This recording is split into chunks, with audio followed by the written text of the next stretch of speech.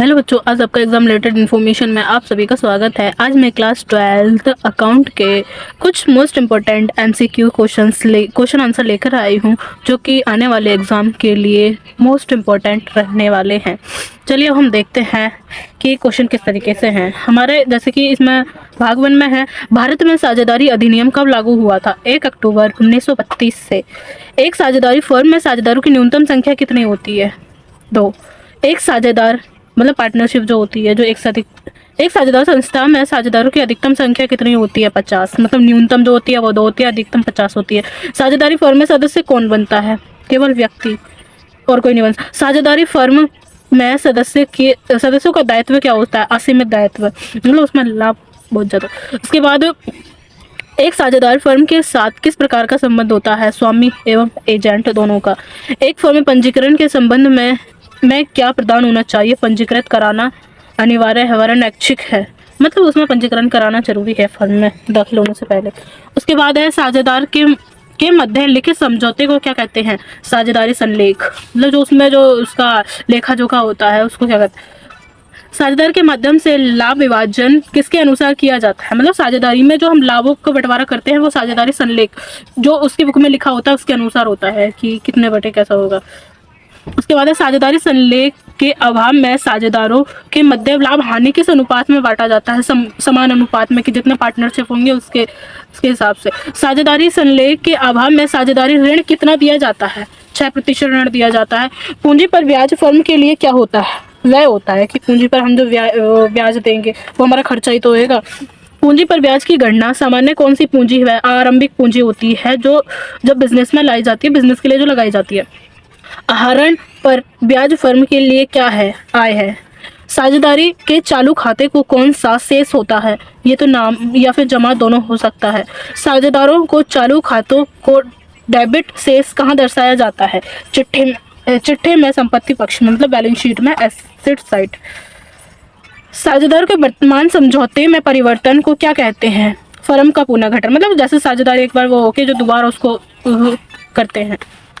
उसके बाद है ख्याति से संबंधित कौन सा लेखा माना जाता है? लेखांकन 10 ये माना जाता है ख्याति में। और पूर्व मूल्यांकन खातों की प्रकृति क्या होती है? अवास्तविक होती है। पूर्व मूल्यांकन खाते का लाभ हानि का अनुपात किसमें बांटा जाता है? पुराने अनुपात में, कि जो हमारे क्या कहते हैं साझेदारी में जितने पार्टनर होंगे जो हमें पहले दिया जा रहा होगा वही अभी भी।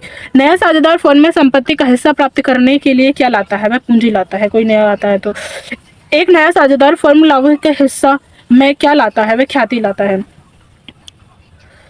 नए साझेदार द्वारा नकद लाई गई ख्याति को किस अनुपात में बांटना होता है? ये त्याग अनुपात में बांटना। उसके बाद नए साझेदार के प्रवेश पर संपत्तियों का मूल्य वृद्धि किस खाते को क्रेडिट करते हैं? पूर्व मूल्यांकन खाते में। पूर्व मूल्यांकन खाते का लाभ किस अनुपात में बांटा जाता है? पुराने अनुपात में। नए साझेदार का प्रवेश आवर्ती लाभों को किस अनुपात में बांटा जाता है? पुराने अनुपात में बांटा जाता है। लाभ प्राप्ति अनुपात की गणना कब की जाती है? साझेदार अवकाश प्राप्त साझेदार ख्याति के हिस्से की साझेदारी अनुपात में बांटी जाती है। लाभ प्राप्ति मतलब जितना लाभ हुआ उसके हिसाब से। निवृत्त साझेदार के ऋण की न्यूनतम दर ब्याज होती है, ये भी 6% वार्षिक। उचंत खाते को शेष किस अनुपात में बांटा जाता है? लाभ विभाजन अनुपात में। एक फर्म का विघटन किस धारा के अनुसार किस धारा? 39 धारा के। स्थिति फर्म में अनिवार्य समापन हो जाता है व्यवसाय अवैध हो जाने पर। अगर वो व्यवसाय गलत तरीके से करवा रहे हैं तो इसका समापन किया जा सकता है। किस परिस्थिति में न्यायालय विघटन का आदेश देता है? किसी साझेदारी पागल होने पर। फर्म विघटन पर संपत्तियों को वसूलने वाली राशि को सर्वप्रथम कार्य का प्रयोग किया जाता है जिसमें वह ब्रह्म दायित्व के भुगतान को। इसमें इससे रिलेटेड और भी बहुत सारे एमसीक्यू हैं, आप इस वीडियो को पूरा देखें और लाइक भी करें। चलिए हम देखते हैं। फर्म का विघटन संपत्ति मूल्य को राशि में प्रथम होता है वह ब्रह्म दायित्व। फर्म समापन से कौन सा खाता बनाया जाता है? वसूली खाता बनाया जाता है, जिसे रियलाइजेशन भी कहते हैं, रियलाइजेशन इंग्लिश में बोलते हैं। वसूली खाता किस प्रकार का खाता होता है? वह एक अवास्तविक खाता होता है। वसूली खाते के लाभ हानि को किस अनुपात में बांटा जाता है? इसको भी पुराने अनुपात में बांटा जाता है। वसूली खाते संपत्तियों का हस्तांतरण किस मूल्य पर होता है? पुस्तक मूल्य पर होता है। फर्म के समापन पर अशुद्ध ऋण प्रावधान को किस खाते में हस्तांतरित किया जाता है? वसूली खाते में। फर्म के समापन पर साझेदारों को ऋण खाते में कहाँ हस्तांतरित किया जाता है? रोकड़ खाते में। फर्म के समापन में पुस्तक दर्ज ख्याति को हस्तांतरित किया जाता है वसूली खाते में। फर्म के समापन पर साझेदार की व्यक्तिगत संपत्ति को सर्वप्रथम कहाँ प्रयोग किया जाता है? व्यक्तिगत दायित्वों के भुगतान में। वसूली संबंधित व्यय फर्म के लिए क्या होते हैं? वह होते हैं। फर्म को समापन सबसे अंत में कौन सा खाता बनाया जाता है? रोकड़। फर्म के समापन पर अप्लिकेट संपत्तियों को विक्रय कौन सा खाता डेबिट किया जाता है? रोकड़ खाता। गवर्नर बना मरे के अनुसार किस दिवालिया साझेदार की पूंजी को कमी को अन्य साझेदारी किस अनुपात में बांटा जाता है? वितरण से वह पूंजी अनुपात, मतलब पूर्व से पूंजी अनुपात में बांटा जाता है। उसके बाद हमारा है भाग 2 में, एक निजी कंपनी के सदस्यों की अधिकतम संख्या कितनी होती है? अधिकतम उसकी 200 होती है। उसकी कंपनी, निजी कंपनी के सदस्यों की न्यूनतम होती है 2, और उसकी सार्वजनिक होती है, वह होती है 7। एक सार्वजनिक कंपनी सदस्यों की अधिक कितनी होती है? वह असीमित होती है।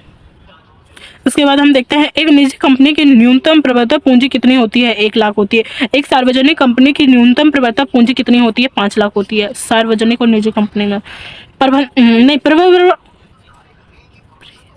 प्रिय विवरण कौन सी कंपनी को निर्गमित कर सकती है? वह सार्वजनिक कंपनी को कर सकती है। वह कंपनी जिसमें 51% चुकता पूंजी सरकार के पास होती है, वह कौन सी, वह क्या कहलाती है? वह सरकारी कंपनी कहलाती है। किस अंश पर एक निश्चित दर में लाभांश दिया जाता है? अधिमान लाभांश पर। अंशधारी कंपनी के क्या होते हैं? स्वामी होते हैं। वह पूंजी जो कंपनी के समापन पर मांगी जाती है क्या कहलाती है? संचित, जिसे रिजर्व कहते हैं। पार्षद सीमा नियम उल्लेखित है कौन सी पूंजी होती है? अधिकृत पूंजी होती है। अंशधारियों द्वारा भुगतान की गई पूंजी होती है प्रवर्तक पूंजी। अंश पूंजी खाता कौन सा खाता होता है? व्यक्तिगत खाता। अंश आवेद खाता कौन सा होता है? वह भी व्यक्तिगत होता है।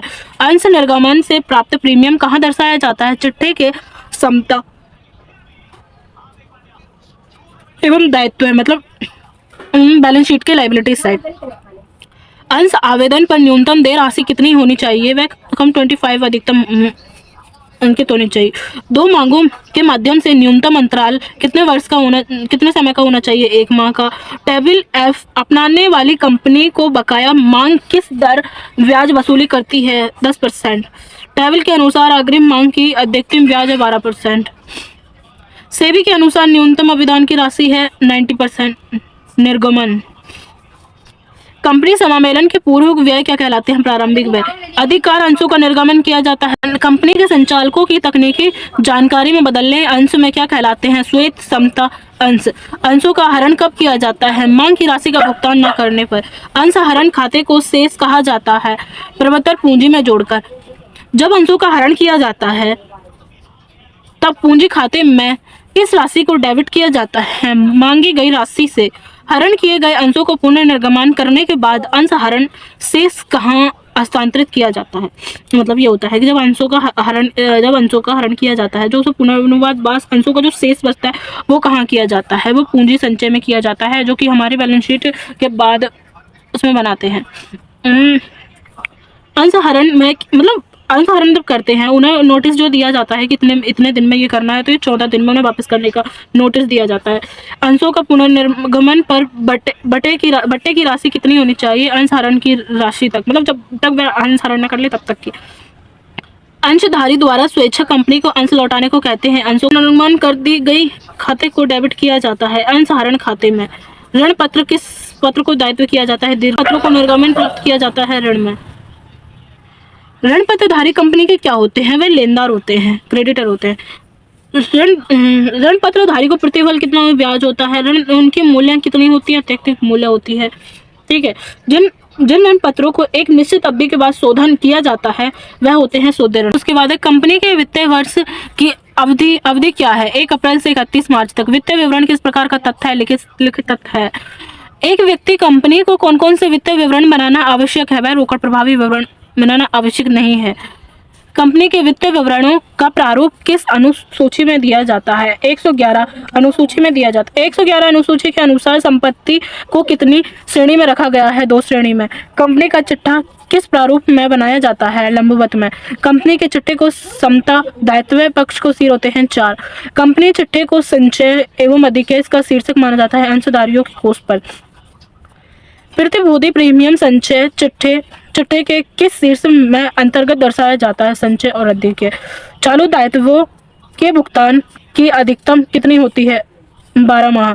खुले औजारों किसमें से सम्मिलित होती है? स्कंद में। ऋण पत्रों के चिट्ठे का शीर्षक दर्शाया जाता है? गैर चालू दायित्व में। देय माल एवं सेवा कर किस प्रकार का दायित्व है? चालू दायित्व। कर के लिए आयोजन किया जाता है? वह भी चालू दायित्व। लाभ हानि का विवरण किसे बनाना आवश्यक है? कंपनी को। लाभ हानि विवरण किस रूप की मान्यता है? शीर्षक प्रारूप की। लाभ हानि विवरण को 111 में लिखा गया है। चालू अनुपात को अन्य किस नाम से जाना जाता है? कार्यशील पूंजी अनुपात में। चालू अनुपात किस प्रकार का शोधन माना जाता है? वह अल्पकालीन। चालू अनुपात को अनुपात चालू संपत्ति किससे होती है? वह चालू दायित्व से होती है। कार्यशील पूंजी की गणना कैसे की जाती है? चालू संपत्तियों में से चालू दायित्व को घटाकर। अल्पकालीन शोधन क्षमता में मापने का कौन सा अनुपात उत्तम होता है? तरल अनुपात। तरल अनुपात का माप क्या होता है? 1:1। ऋण क्षमता अनुपात कौन सा शोधन है? वह दीर्घकालीन है। क्षमता अनुपात किसका मापन है? वह दीर्घकालीन का है। क्रियाशील अनुपात किसके आधार पर निकाले जाते हैं? विक्रय के आधार पर जो सेल की स्टॉक अनुपात के अनुसार होता है, वह भी क्रियाशीलता होता है।